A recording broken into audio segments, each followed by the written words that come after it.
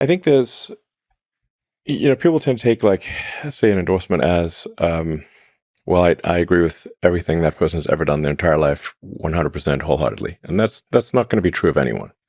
Um, but we have to pick, we got two choices really for who's president. And it's not just who's president, but the entire administrative structure changes over.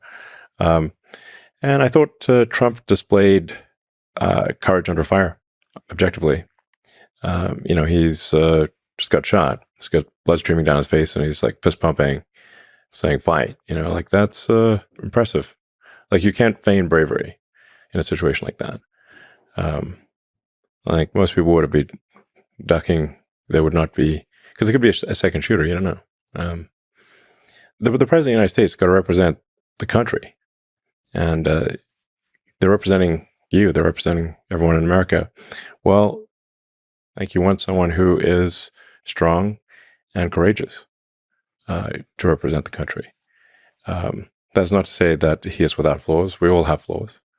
But on balance, and certainly at the time, it was a choice of, Biden, poor guy, has trouble climbing a flight of stairs.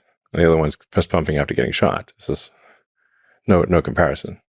I mean, who do you want dealing with some of the toughest people and, other world leaders who are pretty tough themselves? And I'll tell you, like, what are the things that I think are important? I think we want a secure border. We don't have a secure border. We want safe and clean cities. I think we want to reduce the amount of spending that we're, at least slow down the spending. Because we're currently spending at a rate that is bankrupting the country. The interest payments on U.S. debt this year exceeded the entire Defense Department spending. If this continues, all of the federal government taxes will simply be paying the interest.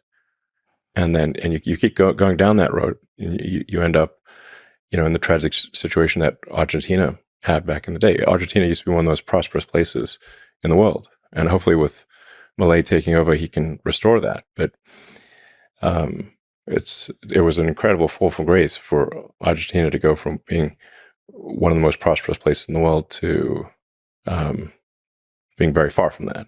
So I think we should not take American prosperity for granted. So we really want to, I think we've got to reduce the size of government, we've got to reduce the spending, and we've got to live within our means. Do you think politicians in general, governments, well, how much power do you think they have to steer humanity towards good?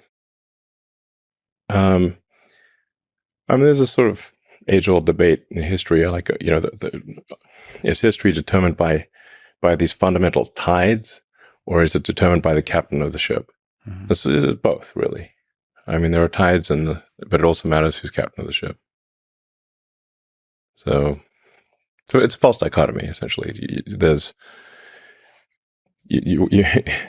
but I mean, there are certainly tides. The tides of history are, there are real tides of history, and these tides are often technologically driven.